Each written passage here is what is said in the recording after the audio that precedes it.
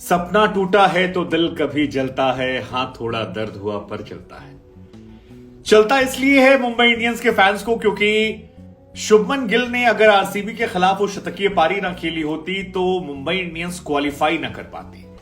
शुभमन गिल के शतक ने आरसीबी को बाहर किया था और मुंबई इंडियंस को एंट्री का टिकट दिया था।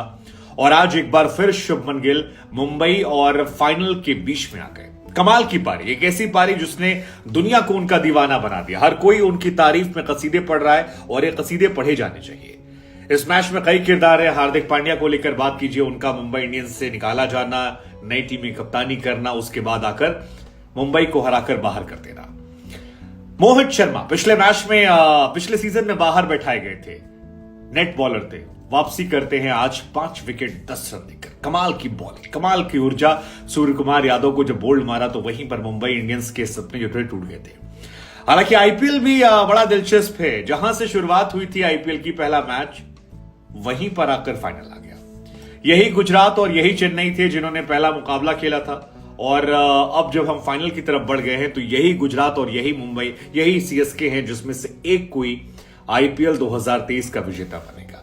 कमाल की कहानी, इसीलिए कहना पड़ रहा है, सपना टूटा है पर दिल जरा झुकता है, हाथ थोड़ा दर्द हुआ पर मुंबई इंडियंस वालों को लगता है चलो शुभमन गिल अपना ही लड़का है, चलता है। वैसे भी आईपीएल का इतिहास है कि कोई भी टीम जो 3 या 4 पर खत्म कर गई है वो फाइनल नहीं जीत पाई। और कोई भी आप देख लीजिए, 2011 में सीएसके जीती थी तो 2 नंबर पर थी, केकेआर जीती थी तब वो 2 नंबर पर 13 में थी, मुंबई 13 में जीती तो वो भी 2 नंबर पर आई थी, 14 में केकेआर जीती तब वो 2 नंबर पर फिनिश करती है, 15 में मुंबई जब जीतती है 2 नंबर फिनिश करती। केवल एक साल 2016 था जब डेविड वार्नर ने टीम को जिताया था और 3 नंबर पर आए थे। उसके बाद जितनी भी टीमें जीती हैं, 17 में एमआई फर्स्ट पर क्लिक करती है, 18 में सीएसके 2 पर रहती है, 19 में एमआई फर्स्ट पर क्लिक करती है, 20 में एमआई फर्स्ट पर रहती है, 21 में आती है आपकी सीएसके 2 नंबर पर और उसके बाद गुजरात 1 नंबर पर। तो 1 नंबर और 2 नंबर वाले ही जीतते हैं और 1 नंबर और 2 नंबर वाले जो हैं फिलहाल वो पहुंच गए हैं आखिरी मुकाबले को लेकर। हालांकि इस आखिरी मुकाबले पहुंचाने में जितनी भूमिका शुभमन गिल की है उतनी ही भूमिका है इस मैच में मोहित शर्मा की। मोहित शर्मा जब आए थे तब मुंबई मैच में थी, सूर्य कुमार यादव बल्लेबाजी कर रहे थे। ऐसा लग रहा था कि सूर्या का मैजिक दिखा और अगर सूर्या की चमक बिखरी तो शायद मुंबई इंडियंस यहां से कोई मैजिक कर जाए। वैसे भी मुंबई इंडियंस ने बल्लेबाजी में होप्स इतने बड़े कर दिए कि 230, 35, 40 जो है वो भी उनके लिए असंभव नहीं लगता है कुछ बल्लेबाज हैं जो खड़े रहेंगे तो शायद ये मैच बन जाएगा। लेकिन मोहित शर्मा बीच में आते हैं और सूर्य कुमार यादव को उनके फेवरेट शॉट पर जब बोल्ड करते हैं तो मुंबई इंडियंस के फैंस के दिल टूट जाते हैं और मोहित शर्मा एक अद्भुत रिकॉर्ड जो है वो अपने नाम कर जाते हैं। कमाल के खिलाड़ी यार।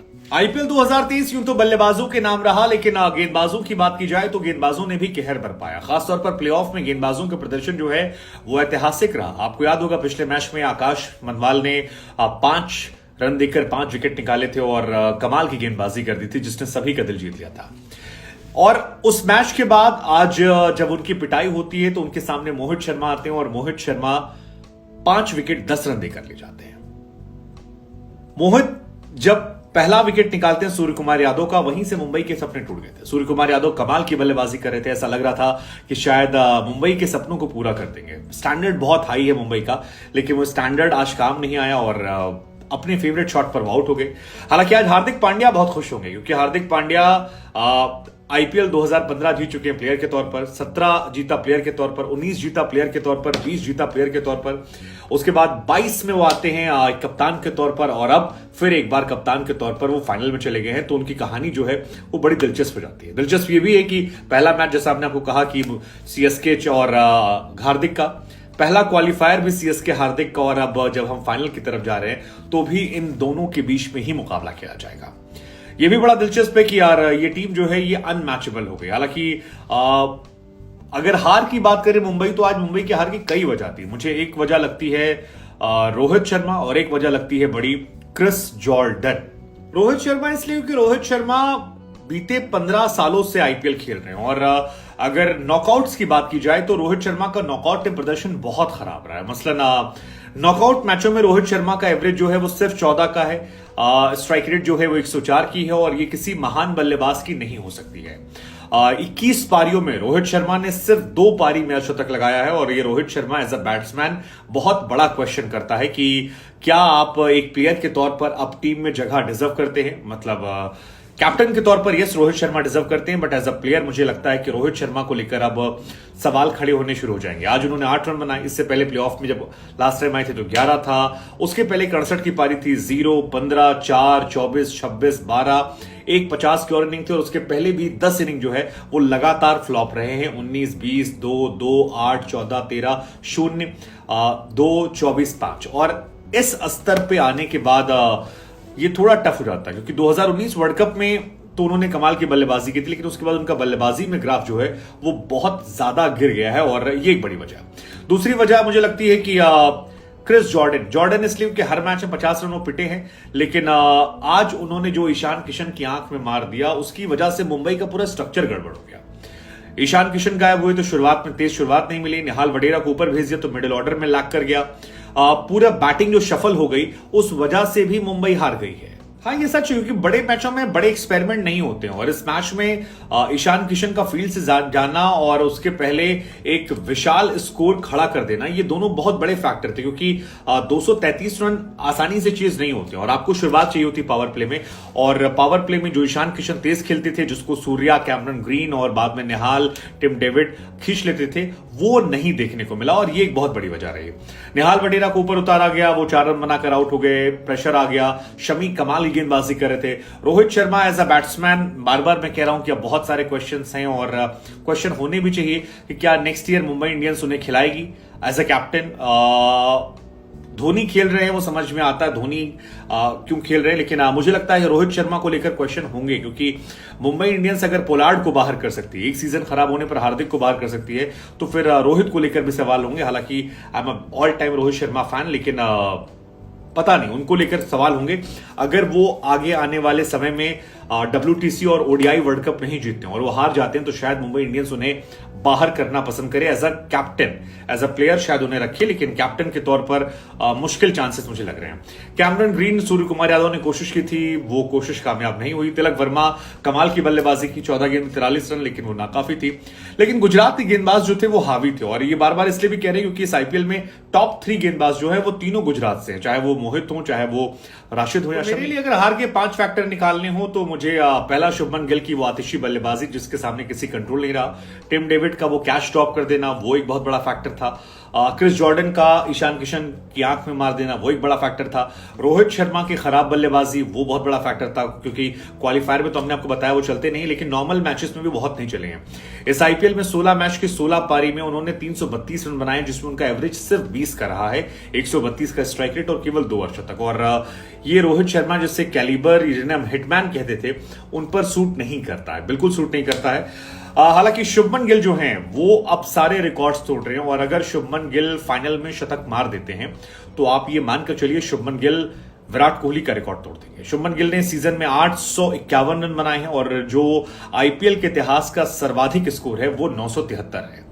अब बड़ी बात यह कि शुभमन गिल को उसी मैदान में खेलना है जिस मैदान से उन्हें मोहब्बत है, जिस मैदान में उन्हें आंख मूंद के छक्का चौका मारने मजा आता है, और बहुत ज्यादा डिफरेंस नहीं है दोनों के बीच में। तो क्या शुभमन गिल एक शतक मारकर 122 रन और चाहिए, क्या विराट का रिकॉर्ड तोड़ेंगे? मुश्किल लगता है धोनी के सामने, लेकिन कमाल का मैच होगा। आज शुभमन गिल ने लाखों लोगों का दिल जीता यार, कमाल की बल्लेबाजी है, मतलब आप तारीफ करते नहीं थक सकते, इतनी बेहतरीन बल्लेबाजी है। प्लेऑफ में सबसे बेहतरीन पारी इंडियन बैट्समैन, सबसे अच्छी पारी, सेकंड अच्छी पारी, यंगेस्ट प्लेयर प्लेऑफ। और शुभमन गिल ने पारी तब खेली जब उन्होंने कहा था कि शतक ना मार पाने पर 94 रन बनाए थे जब उन्होंने लखनऊ के खिलाफ, और कहा था कि मैं अभी 4-5 मैचेस बाकी हैं और मैं उनमें शतक मारना पसंद करूंगा। इस सीजन में शुभमन के 3 शतक हो गए हैं। क्या वो विराट कोहली और जॉस बटलर के एक सीजन में 4 शतकों का रिकॉर्ड पूरा कर पाएंगे? अगर कर लेते हैं तो विराट के कई रिकॉर्ड्स के वो काफी करीब पहुंच जाएंगे, जिसमें कि वो 973 वाला भी है।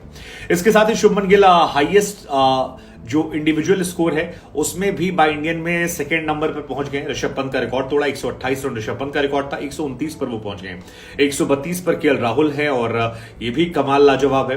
लेकिन शुभमन गिल की इस पारी में सबसे अच्छी बात रही कि गेंदबाजों पर खौफ बनाकर रखा। आमतौर पर शुभमन गिल को लेकर मानसिकता है कि यार वो उतना डोमिनेट नहीं करते हैं, लेकिन आज जो डोमिनेंस था वो अलग लेवल पर था और प्लेऑफ में हाईएस्ट स्कोर का रिकॉर्ड जो है वो भी आज शुभमन गिल के नाम हो गया।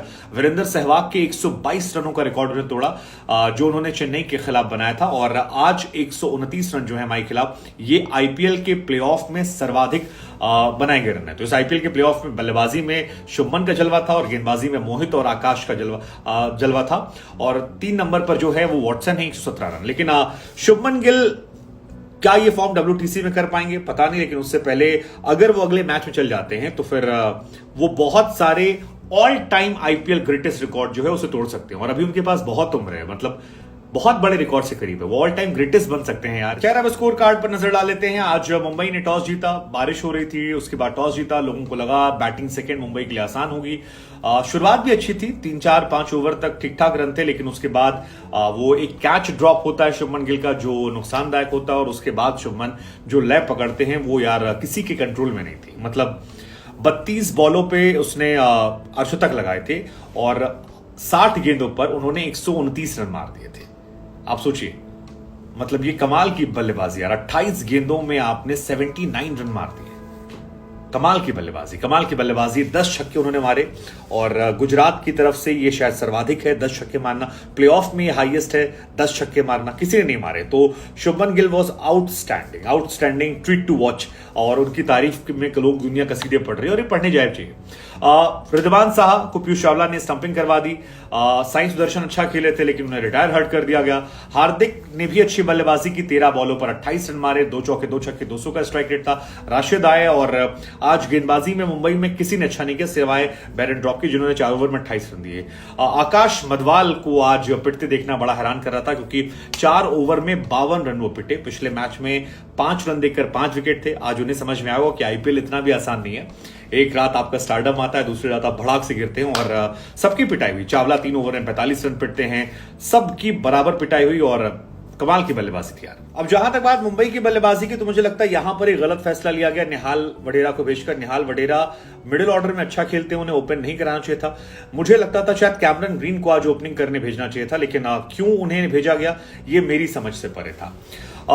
निहाल वडेरा ओपनिंग करने आए रोहित शर्मा के साथ और ठीक ठाक शुरुआत इन लोगों ने की थी। निहाल वडेरा आउट होते हैं, 4 रन 3 बॉल बना के, रोहित आउट हो जाते हैं 8 रन बना के और दोनों बल्लेबाजों के विकेट अगर 20 रन के अंदर गिर जाते हैं तो फिर आप 234 रन नहीं बना सकते हैं। इसके बाद सूर्या और ग्रीन ने अच्छी बल्लेबाजी की। ग्रीन ने 20 बॉल पे 30 रन बनाए थे, लेकिन वो लिटिल की वो जो स्ट्रांग बॉल थी वो उनका विकेट निकाल लेती है, बोल्ड कर देती है। मोहित शर्मा ने छक्का खाने के बाद सूर्य कुमार यादव को बोल्ड किया और मुझे लगता है वहीं से मुंबई के सपने जो थे वो टूट गए थे। विष्णु विनोद आए लेकिन वो कुछ कारनामा नहीं कर पाए। इससे पहले तिलक वर्मा आज आए थे ऊपर बल्लेबाजी करने, उन्होंने कमाल की बल्लेबाजी, खासतौर पर जो शमी के एक ओवर में उन्होंने 4 चौके 1 छक्का मारा, मुझे लगता है कि वो बहुत अच्छी बल्लेबाजी थी।